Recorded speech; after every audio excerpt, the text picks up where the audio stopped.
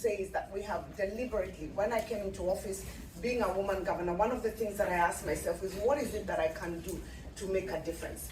What is it that I can do to uplift the rural woman and ensure that they increase their income in their pockets? And so we came up with several value chains. There are about 8, but the main ones was poultry. You've heard the PS mention that.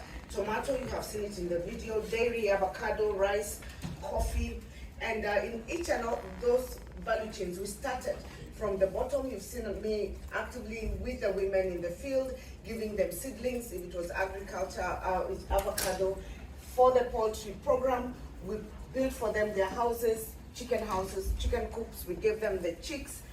We built a small factory that provided subsidized feeds for 6 months for free.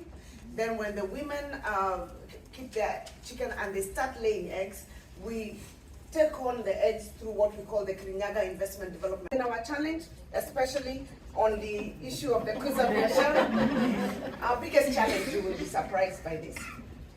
Women like to use the Kuza Biashara app because they can report that the eggs are ready to be picked up, but they actually are not very keen to use it for other crops such as bananas and tomatoes.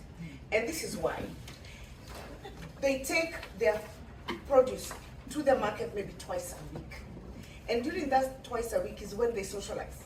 They get away from home and they go to the market, they sit there. There are people who come to collect. So they have no problem with you putting the data in using the app and paying them, but they'd rather you come and collect it at the marketplace where they are with their fellow women in the market.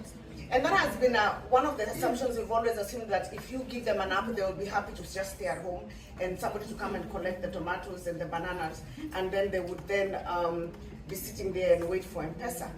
But I happen to be a mother-in-law, and I'm sure that some of them really want to get away from their mothers-in-law once or twice a week and go to the market and meet your friends while you also do some business. So that has been one of the challenges that we are trying to deal with regard to the technology. But overall, I think the Wezesha KURUNGARIA program has transformed lives and is one that is being emulated across the country. And I ran on the program in a mantra, Wera Warie, during my re-election, which means let the work speak for itself in my mother tongue, in Kiswahili, Kazi Yonge, and thankfully the people of KURUNGARIA gave me a second term. Thank you very much.